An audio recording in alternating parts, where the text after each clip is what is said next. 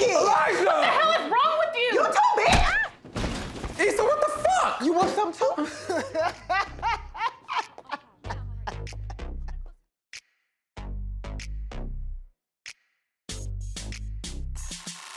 Hello and welcome back to Insecuriety, the official recap podcast for HBO's Insecure. My name is Crissle.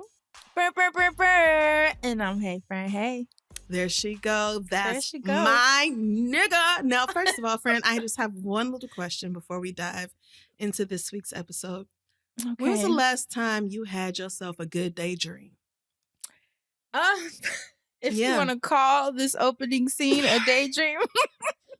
When was the last time you just let your mind take you away and you just decided to fantasize about something that would never happen? Maybe not as murderous as this one, but you know, it happens. It happens. Well, at the end of last week's episode, we were debating, did Issa turn around? Okay. Did she not? It turns out that she didn't, praise God, but we did get an incredible fantasy out of this. Okay. And you said that you sensed that this was a fantasy as it ain't was no happening. way in the They world. fooled me. Oh, Fran, that's because you be wanting you soft-hearted. And you Because just be you wanting know what to it was my believe the best. prediction. Remember, I was like, she's gonna talk to them. They're gonna figure it out. And Girl, then and when they I saw played her you. walking, I was like, look at Issa. And then when Oh, she did, yeah. I was like, okay, Look at her. Oh, yes. never mind. Yeah, fantasy Issa is very mature, okay? And to his credit, baby Elijah is very adorable. Oh my But God, doesn't you even know, seem real. in this fantasy, Condola offers to let Issa hold him, and then it's like, everybody, Issa's like, let's not pretend this is weird, and everybody's like, yeah, let's go along with it. And Right. Fran was really getting hype. Oh yeah, Fran was getting You should have seen excited. me I bet. smiling. I bet. And then it got real meme-ish, okay? And then Issa said, fuck them kids, toss that little nigga into the hamper, drop kick Condola in her fucking chest. I mean, the violence, the way it was such a turn of events. You know what I mean? What? It was so hilarious that real life Issa was still chuckling at the mere thought of it. When she came Even out of worse. this daydream. Which is even worse. I thought she was going to wake up and be like, oh my God, why am I No. thinking that? No. She came back to herself and was like, that would be actually very fucking hilarious. It would. Relatable content. Yeah. And then she makes the decision to check Lauren's Instagram. And we were right. He has moved back to LA. Now, I told y'all niggas. Because Yep. y'all was doing the most. When the Lawrence and Condola episode happened, then it was the turbulence on the plane, and he called her acting all contrite. And I knew that he was going to bring his ass back to LA because you cannot be an effective parent from a different fucking city with a newborn. I guess you Not didn't with know a that. newborn. Yeah. Not with a newborn. Maybe can when be that done. nigga is 8, 9. Right. Not with But- a newborn, though. That's tricky. You got to go to all the doctor's appointments. Yes. Make sure you help him with the sleep schedule. It's a lot. Yes. Yeah, no. When not they with a are newborn. fresh out of the canal, they need 24/7 attention. I don't know Mhm. how you didn't know that, but I guess now you do. So Issa's the look on Issa's face, I said, here we fucking go. Now this bitch know he back. I called this part. Well, actually, we both did because we both said that they would be, not they, but Issa in particular would be torn in this moment, and something would shift in her as soon as she learned that he was back in LA, and it happened. Not even 10 seconds into the episode. Here Yep. it goes. Here it fucking goes. And while it's going, Issa and Nathan are getting it in, and she is dropping some very not subtle hints about all the things that Nathan loves. Her whole mood switches up when That he was fails to awkward. catch on. It was like, because girl, you're literally on this man's dick right now. Talking about what else do you love? What else do you love? Like, what do you want to say? You want it to be like gumbo, bitch. Jambalaya. Now, here's my question to you: do you think she would have been as aggressive in this ride if she had not seen Lawrence's post? Absolutely not. She wanted to make sure that the dick she had claimed was the dick that was for her, and because she gave up the love of her life. Come on. She gave up She the needed person to she be really wanted to affirmed. be with, which again, I maintain she should have broke up with that nigga. She should have left Lawrence. But she wanted to feel like she left Lawrence for something that felt more like a sure thing. Meanwhile, Nathan has no idea what the fuck she's talking about. Right. And even afterwards, when he's sitting there telling her about somebody in the neighborhood who got a coyote on a leash, she's real like distant, and he's trying to check in with her, and she just won't say what is on her mind. And I'm like, Issa, please, we're in our 30s. Please, just say something. Just say it. But and she refuses. She knows what that feels like, because remember when Nathan wasn't communicating with her about the stuff he was feeling and going through, she knows firsthand that that's shitty and it makes shit worse. But here she goes. But here she goes. Card. Yes. And speaking of Nathan, back at the shop, all the barbers are in a discussion about Suge. And, you know, apparently Suge just shows up whenever the fuck he feels like it. And steals food. Yep. And... and Moby meal prepping, okay? He ain't got time for that bullshit. But apparently he's a celeb barber, because all these celebs they say he brings around. I'm like, wait, what?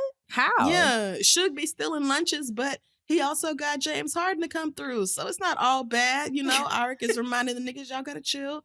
It's not all terrible. However, the real life implications are that Suge's clients are sitting here and they need a fucking cut. Like, if you come home without a haircut, your girlfriend is going to think you fucking cheating on her. Because where have you been for the past 2 hours? So what were you doing then? Yes. All them damn hours, bruh. Yes. But I knew as soon as the customer piped up, I knew that it was going to be an issue because of niggas and that barber code shit where you can't cut. Literally what I wrote down in my notes. I was like, uh-oh. He's crossing the picket line. You know when they put that big rat in New York City in front of the... Yes. You're fucking crossing the line. You know you're not supposed to break the barber code, the nigga code. However, Nathan is like, you know, I'm going to take one for the team. I know it's going to be heat, but I got you. Come on, because I don't want to ruin your happy home. I said, well, this won't end well, but all right, Nathan. At all. I'm not mad at it. You were being an adult about the situation. Bro, this is a man who ate pizza with sand on it and ran towards a beach during an earthquake. Yeah, this is who you want smoke with. Okay, Nathan. Yeah, you know, you're trying it with perhaps the wrong nigga, but you're trying it, and I admire that.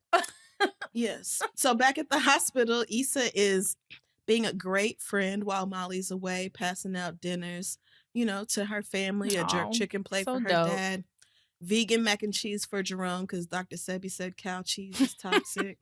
I died of that. Fran. I know you thought of me. That's I did, except, you know, Fran believes in science also. But, you know, cow cheese is a discussion worth having. However, I'm not going to get into it. Shit. Even went to the trouble of getting an extra thigh for Curtis, who is parking the car with Kim. So calm your puss, Miss Girl. Kim who? Right. According to Issa. Thank you so much for this. I'm just having a hard time concentrating over here. Any changes with Mom? No changes. The doctor says she's stable and resting. How's the retreat? It's fine. I guess it's good that I'm here. I'd already missed so much work as is, but honestly, I feel so guilty. Like, Issa, what if she never wakes up? What if I miss her last moments? Molly, that's not happening. Your mom knows you love her. And your family don't even miss you. Your dad was like, who's Molly? And I was like, your daughter. Please, go handle your business. All right, I'll try. Hey, Curtis. I got you the chicken and salmon plate, and I remember the barbecue sauce on the side. Girl, stop trying to fuck my brother. He's married. He has a child. Oh, nice. You know what? Give me a hug before my wife and kids show up. OMG. So I thought, you know, she was going to have a moment with her mama, and here we see Molly at work stressing about her mama. Like, it just makes no sense, girl, but she looked good. She did. Looked incredible. And while Molly is stressing, Issa is reassuring her once again, saying, chill out. It's fine. Don't worry about your mom. Your family don't even miss you. Your daddy was like, Molly who? So please. Issa's so funny. Right. Relax yourself. And when Curtis shows up, Issa got a little bit flirty, and Curtis even indulged in talking about, let me get a hug before my wife get up here. I said, everybody please calm down. I completely felt Molly in that situation where she was like, please get off my brother. That's so gross. But when Torian stepped out of that room and was like, hey, we need to get going, she hung up, but not before telling all Curtis's business. I'm like, now, do we need to go that far? I get that this is not like, HIPAA, but your I business. was there at Issa looking over at him like, you got herpes? Like, Molly, right. you mind your vagina, okay? I took offense. I said, you mind your business.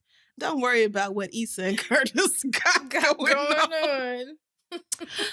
Oh, man. Well, very next shot is our girl, Koya, back again. She's with Issa. They're on their way to a meeting. They pick up an LA magazine, and it turns out the block got a shout out. Ew. Come on. Yes, moving on up. They feeling good and confident as they walk into the Anthology Collective. They're all ready to pitch them as the new face of Nothing But Water. But it does not take long before one of them is like, wait a minute, the block, where have I heard that name before? Mm-hmm. Oh, yeah. Crenshaw, let us know. They said, oh, yeah, you did that thing with Crenshaw? Oh, okay. So then the girls get dismissed real quick. We don't care how hype you were. We don't care how many names you dropped. They straight up said, we'll think about it, girl. We'll think about it. That's deep. No, it's not. It means that's the end of this conversation. We literally will never speak to you again. It kills me because Issa turned to her like, oh, I didn't see this coming. Which is so crazy because, girl, have you ever met the internet? You thought, like... No. Don't get me wrong. That was going to pass like most people do. Yeah, and I get Issa is our protagonist here, but she frequently makes decisions that don't make no fucking sense because... How, after all this time, have you still not figured out that you should apologize or try to make things right with Crenshaw? And I'm like, damn, bitch, it's been too long for you to still be this pig-headed about it, but now the consequences are rearing, and she gonna have to do something at this point, because now you're losing out on opportunities. Yep, yeah. Even though. I think it's too late, way too late to fix it, but here goes Issaing. Right. Well, at her retreat, Molly and the other attorneys are having some drinks at the end of the day, and in typical Molly fashion, she still has not told anybody what's really going on with her personal life. So when Torian catches her texting on the phone and accuses her of working, she plays it off like she was about to take a picture, like, oh, everybody get together. Like, bitch, you know, we don't have to type to take a picture, but okay, you played it off, and I tip my hat to that. I really wanted her to say something. I really wanted her to tell them what was going on, even though I admit that right now, when everybody is winding down at the end of the day, having some drinks, this is not a good time. But I really wanted her to just tell them what's going on. And I don't know I don't know what's holding her back. It's no different than remember how she felt about her mom. Just some people just want to figure it out all on their own. Don't want to tell nobody. Maybe she just didn't want them to feel bad for her. And like you said last week, she knew that if she told Torian, he was probably going to make her go back home and opt out of this. Right. Make her sit down somewhere. Exactly. Mm-hmm. Right. Well, Molly and BJ are the newbies at the firm, so they have to play first impressions. And BJ's first impression of Molly, happened back in college. So everybody picked up on a bunch of innuendo that wasn't necessarily there. But, I love Black people. Of course, this is how we do. But I love that Molly was like, well, when I first got to the firm, my impression was that y'all didn't fuck with me. And everybody was like, correct, bitch. Remember DocuSign? Remember DocuSign? Remember when you were like, my old firm had 5 different nut milks and a steamer. I'm crying. And I do remember that. And I do remember saying, Molly, girl, don't come over here telling us about how the white man's water is colder. Bitch, shut up. So they really didn't fuck with her back then, but it's all good now. And Torian is like, all right, new drinking game. Anybody who's a lawyer has to take a shot. We drinking top shelf shit. The partners are paying. So let's get fucked up. And I said, oh, I see where this is going. I had a feeling. I said, I see exactly where this is going because Molly is stressed. She's stressed with work. Yep. And she's stressed at home, so she's finna get fucking drunk. And the very next shot, need a dopamine hit and cut to the next scene. She don't know where the fuck she's at. Baby, when you wake up in the same clothes you had on the night before, with someone's watch and you saw her sleeve up on her shoulder. I was like, what happened? and all them little empty mini bottles, that means you came back to the room and continued to get fucked up. I said, oh, girl, you meant that shit. I said, is that... so first of all, at this point, we don't know who's watched, but is this Skittles? What is this in the bed? Very mean. Very mean. Your clothes are half off. Again, the clothes you had on the night before. And when she stumbles her way, to the main area and tries to order some breakfast, the rest of the attorneys are already there. They had a team building exercise that didn't go great that morning, but it's cool that Molly missed it. And she tried to play it off about where she found the watch, but what you don't know that everybody else there does is that Torian escorted your drunk ass back to your room. And since you don't remember, we're going to go ahead and roll that beautiful bean footage. So that you can be reminded. Though. I can't lie. Like, please don't record me while I'm drunk and wilding out at a party. Because you know what happens. It's the day and age we're in, but come on, bro. They had like 3 whole videos of her wilding the fuck out. Yeah, no. She was like, "Oh, you got extra footage. You got more, okay." Thankfully, she and Torian didn't fuck around, but I think it's that, we live in an age of videoing, recording everything, and also they've never seen Molly be that real ever. Molly do not get personal at work. True. So, I forget that they don't know this side of her. Right. She's Molly Pocket over here. Right. She's type A as shit. So definitely not the type to let her guard down like that around coworkers. And looking around, it seems like she's the only person who is uncomfortable with this. Everybody else is just like, yeah, bitch, you was lit, bitch. They're like, bitch, that's a Friday. Right. And she's the only one who's like feeling weird about it. But I think looking around, seeing how chill everybody else is about it, the fact that they're not judgmental or like trying to make her feel bad for it, is maybe deep down inside getting her to realize that she can be more of a human in the workplace. Come on. You don't have to just be Molly the robot. You can be Molly the girl and be fun sometimes, bitch. It's fun to let go every now and then. Right. Well, speaking of fun, Issa is at Crenshaw's workspace. Absolutely nobody in the building is fucking with her. Except for homeboy with the snacks. He's fucking with the snacks. I mean, not before he called her Issa D liar, which was funny. She was like, "You got that. You got that." But he do take a brownie. You right. But when Crenshaw came out from the back, Issa was like, I want to clear the air. I feel like we both said some things that caused drama, but Crenshaw's fine ass cut her off real quick and was like, you know what? Don't tell me what I said. Like, look, I know I probably should have handled the NBW situation differently, but I just want to put that behind us. And I would love to work with you again. Let me stop you real quick. I just want you to see it from my perspective. You was more concerned with your bag than my art. So yeah, I popped off on the gram, but instead of you apologizing, you slid in my DMs with the bullshit. I mean, you can't be mad at me for still being mad. That's not how it works. Plus, it's our first time really talking anyway. That's why I'm present here before you, brownies in hand. Probably mean you need some, huh? Crenshaw, you're dragging my company, which means you're dragging me, and that's impacting my ability to help the community. We don't want that kind of help. Why are you being so unreasonable? Look, you came to me and you said you just needed one opportunity to go to the next level, and then I told you that I couldn't keep driving Lyft and juggling the block. And now you're coming at me like I'm trying to sabotage you when I was trying to help us both? You remember we both went to Skies? We was vibing, talking about the culture, how we want to shift communities. Man, that shit was inspiring, Issa. Felt like we was in the trenches together. And we were. But that shit you did with NBW, man, that shit was fucked up. You ain't had my back at all. But you made them choices, so own them.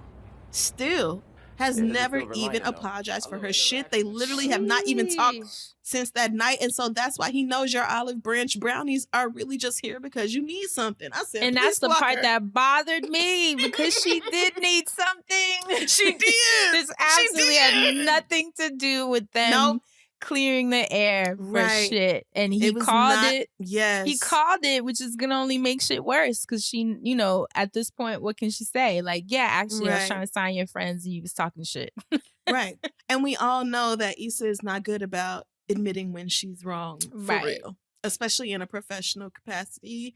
And Girl. so This even could though have gone so differently, man. it could have, if Issa was just a little bit more of an adult, because she wants Crenshaw to stop dragging the block. She says he's being unreasonable, and they were trying to build together, but he counteracts that.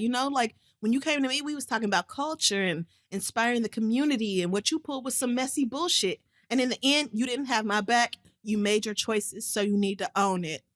But not only that, she also inspired Yes, the new line of sweatshirts with integrity across the fucking chest. Which I want one. How do we get those printed? Yeah, Thank you. I understand y'all probably just made like 5. But And I'll take one of I the 5. have one, please. So good. I'll cash app you guys. But this was really interesting because instead of humbling herself, Issa just picks up her olive brownies and decides to leave. And I'm like, still no apology. Because it's had nothing to do with him. She just wanted another bag. That's just Girl, the issue. She don't get it. She don't But get if it. you can, okay, but at this point, it's affecting your ability to grow the brand. So if you Right. don't understand that you owe this man, you don't even have to be like, I was dead wrong, if that's not what you want to say.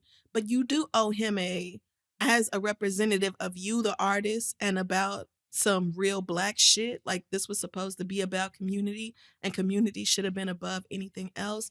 My bad. I dropped the ball. I'm glad it worked out overall. I hope you can see the benefits of it. And I pledge to you in the future, I will always have your back first and foremost. Could have gone such a long way, but she could have had a refuses. real convo and told him straight up, this is all brand new for me, you know? Right. And it's very Like, hard when you're trying to get up and Fran, running as a new Fran. company to say no to, quote unquote, the bags when you don't have anything. Right. Could have kept it real, told him as it was a misstep, but guess what? Now I'm going to build on this misstep, and moving forward, it just won't happen again.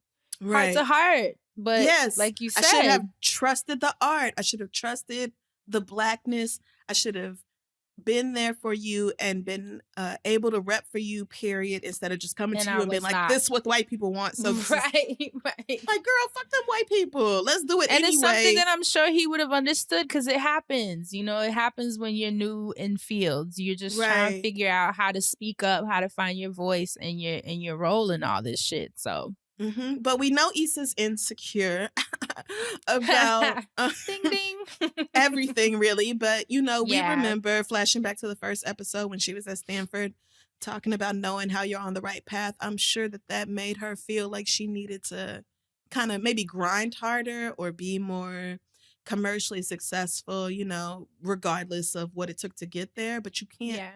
stab niggas in the back on your way and think niggas are still gonna support you. Real niggas are not gonna do that. Girl. Chum. So And then it's not looking being rough. not being accountable for it. So it looks like you're Right. doubling down. Exactly. Like Crenshaw said, own your choices. You could have been like, yep, that is exactly what I did. I chased the bag because of contracts and because money and exposure are the reasons we're doing this. And that's what we got out of it. And I'm sorry Right. that I disrespected you in the process, and we can Yep. change things going forward. But hell yeah, I did that. But Issa want to play like she was completely in the right, and Crenshaw just needs to... And need to chill the fuck Yeah, out. This is right. really a theme here. You're seeing the theme of her having to own Yeah. her choices. Right. Even with her and Nathan and how hard she was trying to ride him to get him to say Mhm. things. This is a theme. We see it. We get Yes. it. Oh, Well, Lisa. back at the shop, everybody else, all the other barbers are paying their booth rent when Suge finally makes a fucking appearance. But you know what? He ain't got his rent, bitch, because Nathan do. I said, here we fucking go. Oh, God. As soon as he pulled up with his mouth. Yes, as soon as he did, since Nathan want to poach clients and shit. Now, of course, Nathan was just trying to help out, but Suge ain't trying to hear none of that shit. But thankfully, Nathan is not on his own with this. Mo backs him up, talking about, you very inconsistent. Risha, like, you don't sweep or nothing. Like, you don't dust bust or nothing, nigga. Like, we be doing all the upkeep around here. And Arik is definitely trying to play the mediator and just wants everybody to chill out. But Suge is standing 10 toes down on his shit, okay? Wasn't none of y'all saying none of this shit till Nathan showed up. and this is my shit. I was gonna bring Wu-Tang through next week so everybody could eat, but now I'm eating by myself, bitch. Munch, munch.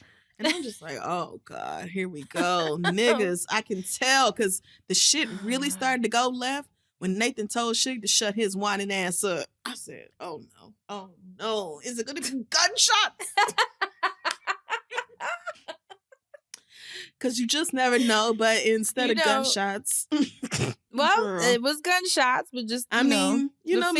Kind. Right. Because Suge started taking shots at Nathan's bipolar diagnosis, calling him crazy, saying, which was so jacked up on this talking about Risha, you could save that lavender, give it to Nathan, because, this nigga need to inhale, exhale, and get that bipolar under control. Thankfully, a client walked in to ease things where they were, because it was definitely about to turn physical. But I mean, as much as I hated this scene, it's very real that niggas will take your mental illness and throw it in your face anytime they have an issue with you. That is which is crazy, because Suge is supposed to be his homie. Like, that's next but level. not really. But he's really not, and that's true. Coworkers aren't homies always. Right. It shouldn't be. I mean, we are. Right. Me and Fran are. But this was so rude, and it was just really disrespectful, especially because Nathan's complaints have nothing to do with bipolar and everything to do with Suge being an inconsistent barber.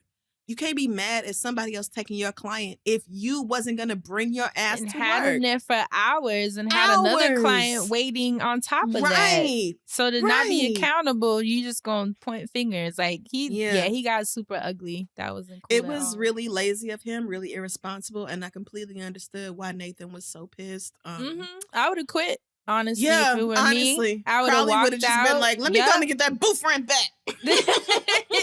That would have been the end of me. No way. Yeah. No way. Well, back at the retreat, Molly and Torian are about to do their presentation, but unfortunately, she's still not able to focus on what's going on. Her brother texted her as soon as they got started, and so Molly is just completely spacing out while she is supposed to be talking about the company and their strengths and all this shit. She really tried to push through, but then she got another text from Curtis and was just like, and the strengths and the such as. And I hate it. You know why I hate it? Because I had a feeling something told me Curtis is texting about some bullshit. Because she's already on edge, it's gonna make it so much more amplified in that moment. Exactly. Because under any other circumstances, Molly would have had her phone, if not on Do Not Disturb, she would have had it on airplane mode or even back in the room. Her phone would have never been a distraction for something so important.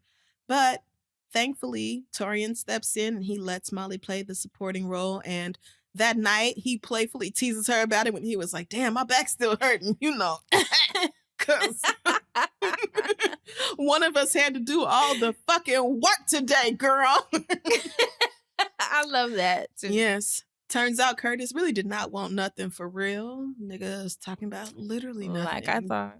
Right. Belay, brother. Yes, but Torian asks what's really going on, and finally Molly opens up.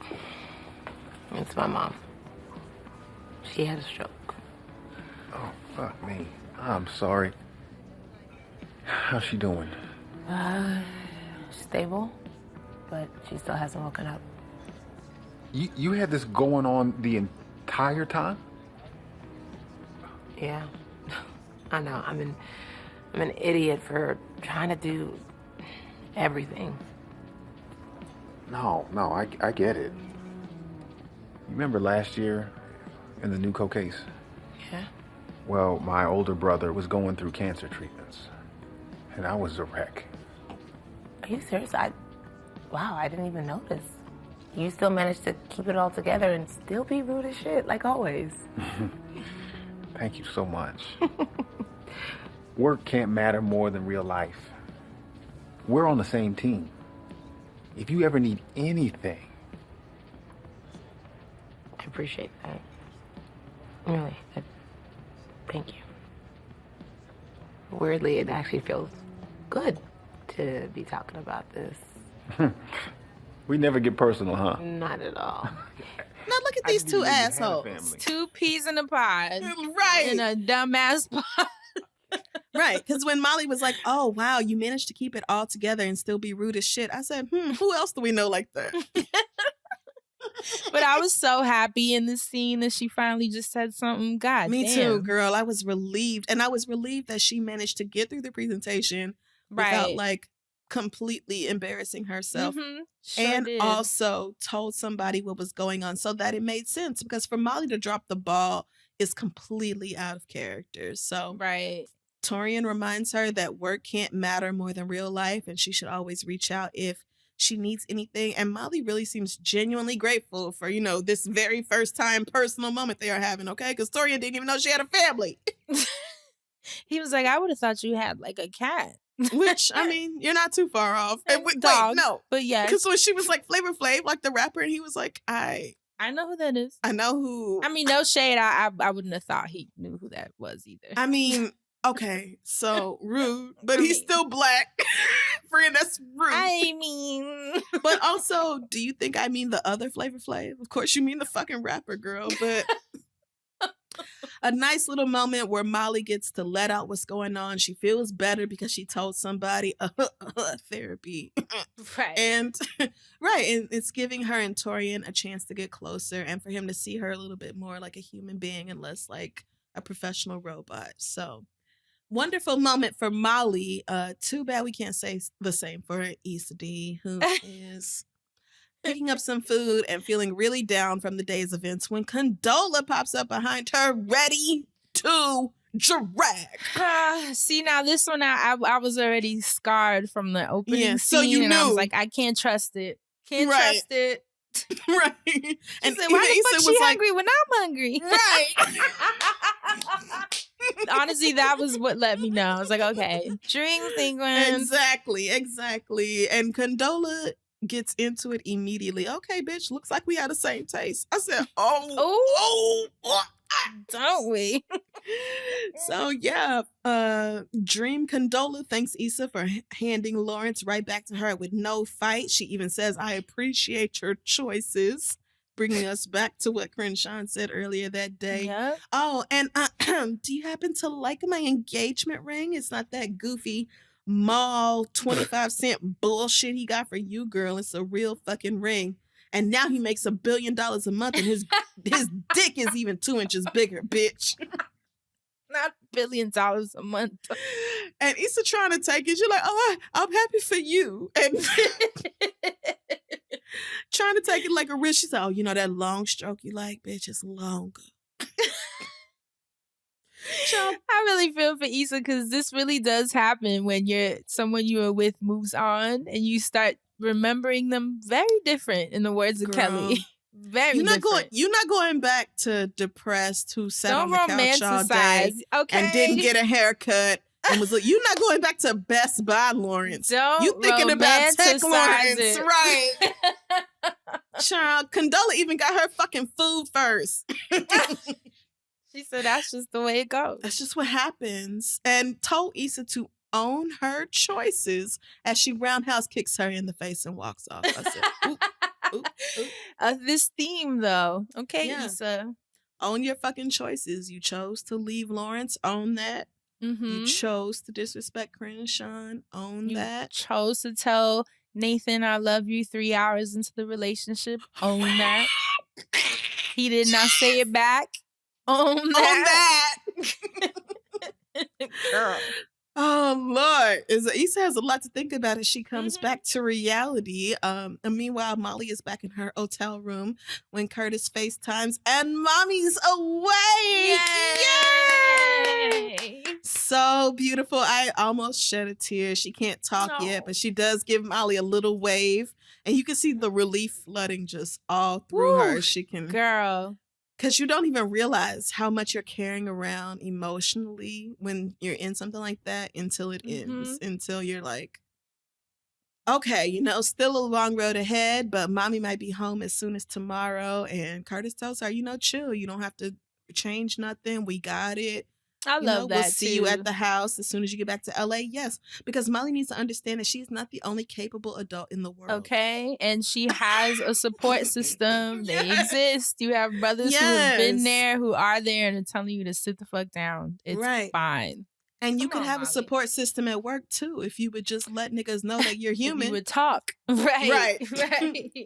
So Molly is busy praising God when Torian knocks on the door with a swag bag that he had to hustle, out of the partners. And she's so relieved with this news about her mama that she hugs him, which truly, I was shocked. It was genuine too. That's how you knew that cortisol flush had calmed the fuck down. She was like, I'm gonna hug you. But, of course, Torian is happy for her. And there's a very brief moment where it looks like they might kiss after they come out of this hug. But I know, more than kiss. I was like, oh shit. I said, right, here we go. This is about to get nasty, but they do keep it professional. They try to play it off talking about mugs. Torian talking about, my mom had a mug. Like, okay, nigga. I love that the scene cut right there. That was such an insecure scene. And I love that both of them were being so weird because it made me feel like, okay, maybe Torian is the one for Molly, Maybe we've been looking all this time.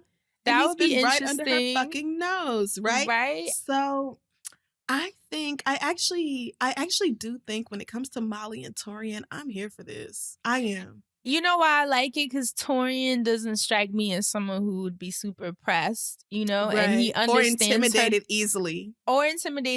Easily. He understands her lifestyle clearly, so they hit a lot of the similar cylinders. Where I think this would be dope. I feel like she's gonna consider it. I know we're kind of jumping into predictions a little early, but we are. But I was happy for her. Yeah, I see it. It seems like a pretty good matchup. Right. They say equally yoked matchup. Okay. Yes. All right. Go off, Bible. But yes. What a wonderful way for Molly to end the retreat. Unfortunately, though, Issa is not having a great ending to her day. Oh, what a day, girl. This was a little difficult to watch. So, Issa's at Nathan's with the food that she picked up when fake Condola beat her ass. But he asks her if she's good, and she blows it off, talking about, it's just work drama, and quickly switches the conversation to Molly's mama and the leashed coyote that she saw instead. And I'm just like, once again, I want you to say something. Like, just like I was saying earlier in the episode with Molly, I want you to tell Torian. I want you to actually tell Nathan what's going on with you. Because then the rest of this conversation would have gone very differently. But, of course, she didn't. And so when she asked Nathan about him, he's being real about what he's going through, talking about the shit he's going through at the shop and the drama being really garbage and how he doesn't know if it's worth it to stick around in LA. And so now Issa is triggered and talking about how, I told you I loved you and you ain't say nothing. And was we just not even gonna have a conversation? And Nathan is like, I know you're not on this bullshit right now. And I'm like, oh no. So that's what it is. What? I told you I loved you, and we didn't even discuss it. Were you just never gonna acknowledge that? Are you serious right now? You always trying to call me out for something. Because you're always avoiding something. I mean, you said that you might leave LA, and I'm not supposed to have a reaction to that. Oh, all right, so now this is all about you? You're not even gonna ask me what I'm going through? I am. It's just... It feels like I made a choice to commit to this, and it sounds like you're not. This is dumb. You know how I feel about you. Then why are you being so defensive? Because you telling me that I'm not committed. You the one that's been all inconsistent. What does that mean? It means you crying in my mouth 1 minute, then telling me that you want me the next minute, then you want to take things slow. Now you telling me you love me. What do you want from me? You all over the place. And you know what? This part kind of threw me because I do think it sucked that she inserted herself in this moment when he was clearly sharing what he was experiencing, especially after giving her the opportunity to speak on her day, and she chose not to.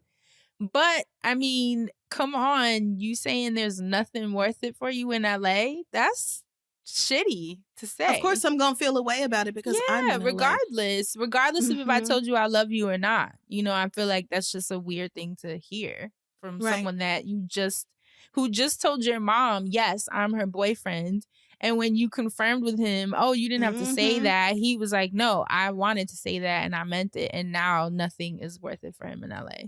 Right.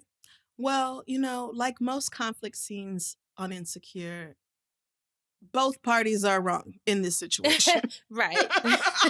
Both of That's your why I villains. love this show, because this is real. There's no one Yeah. person to consistently root for. There's no one person who's always right. Everybody is human. Right.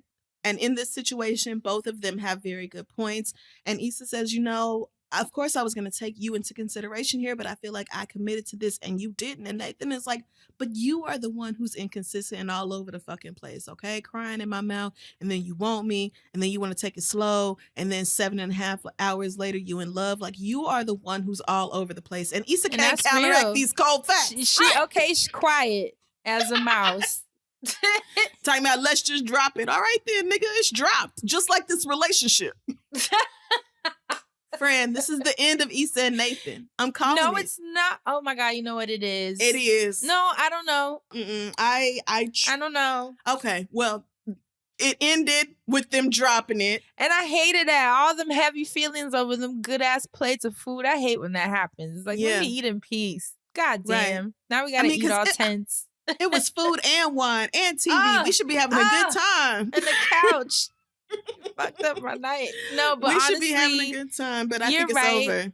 I do too, especially knowing that Lawrence is back and the way that she seemed to react when she learned that. Yeah. Yeah. Well, and all I wanted was for Issa to not break Nathan's heart, but it seems like y'all are just gonna hurt each other's feelings, which is great. So gosh. I think Nathan, I don't know if he's actually gonna leave LA. He might go back to Houston, he might go somewhere else, but I don't see this situation lasting too much longer, and that will free Issa up to get involved in stepmama business, which I also really don't want her to do, but... You're right, because we only have, you know what? Yes, I'm with you on this. We only have, 4 episodes left? 4 episodes left, yeah. And this could be the wrap-up for Nathan's character. You know, him even throwing that out there, that there's nothing for him. And just heading back, maybe fixing things with his family. Because remember that whole thing with his cousin. And yeah, I'm with you. I think we're going to get one scene maybe where they're saying goodbye and loading the boxes up. And I see it. He's leaving, and then she's going to see Lawrence at something with fucking Chad and... Oh God, and they're gonna look at each other, and he's gonna come up to her, and they're gonna have that talk, and they're gonna try again. I hope not. I really hope not. I really hope not.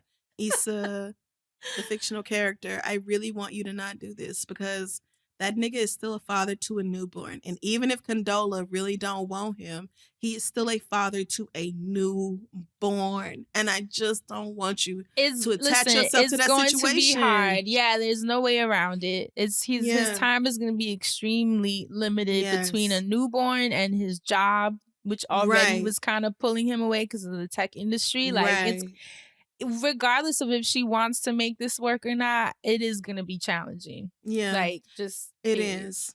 He got a lot of shit going on, okay? Yeah. I don't know if he moved back to LA and is working remotely from San Francisco, or if he just got another job. It's not like everybody was like, oh my God, he moved for his job. But like, girl, it is tech and it is California. Like, right. He can get a job in LA. I don't want to hear that shit. But yeah, I'm with like you just though. said, but maybe they won't. Maybe they'll take it slow. Maybe they'll take it slow. Didn't we just see what happened when Issa tried to take it slow? He ain't Lawrence though. No, no. Them trying to take it slow. Issa gonna be pregnant, and then I will revolt. Issa better not get pregnant by Lawrence. I know that, and if she do, she better go to the chop shop. Stop it! No, I said what I said. I mean, we'll see. I don't think a pregnancy is coming, but I do think that they're going to be like, we are made for each other, and we're going to figure this out as long as it takes us. Final answer. Fran, I hate to say it. I think they will reconcile, but I do not want it to happen. I get it, but you know, the heart wants. But I think that, oh God, straight women love that line. We do. Y'all be sounding so goofy every time. The heart wants what? How come the heart can't want something that makes some goddamn sense? Oh my God. I don't know. Well, we will see as the last 4 episodes of the final season of Insecure roll out. What is going to happen? Only Girl, 4 I don't episodes. know. My uterus is so nervous, but I will be tuned in next Sunday evening, 10 p.m. on HBO, streaming on HBO Max. Don't forget to join the conversation. Let us know your predictions using hashtag Insecurity. That's INSECURITEA. Please let us know what you think about what's going on so far. Y'all crack me up in that hashtag every week after the show. Y'all are just... Y'all been letting us have the it too. opinions are all over the place. Right. You let me know when you don't agree. You do. Okay. You let me know. Y'all do. Listen. But as long as you keep it respectful, you know, you can have whatever opinion you want. Agreed. Yeah. So, oh, Lord. All right, Fran, anything else before we close out the episode? No. I'm just going to wait and see. I'm overwhelmed. This nigga, girl. this all believing love ass nigga. I just hate to say it. I do think they're gonna get. I think they're gonna get back together. My crystal ball says yes. Pun intended. Okay. Well, we'll see next week, and we will see y'all then. For listeners with voice assistants in their homes, we've made it even easier to stay up to date with Insecuritea, as you can now say, play the podcast Insecuritea on your Amazon Alexa or the Google Assistant to listen to the latest episode on your preferred podcast platform. Stream the HBO original Insecure on HBO Max. Insecuritea is a Loudspeakers Studios production in association with Team Epiphany. We're your hosts, Crissle and Fran. The executive producers are Chris Morrow and Matt Raz. The producer is Matt Raz. Our associate producer and editor is Tyrell Worley, and the show is engineered by Dwayne Crawford.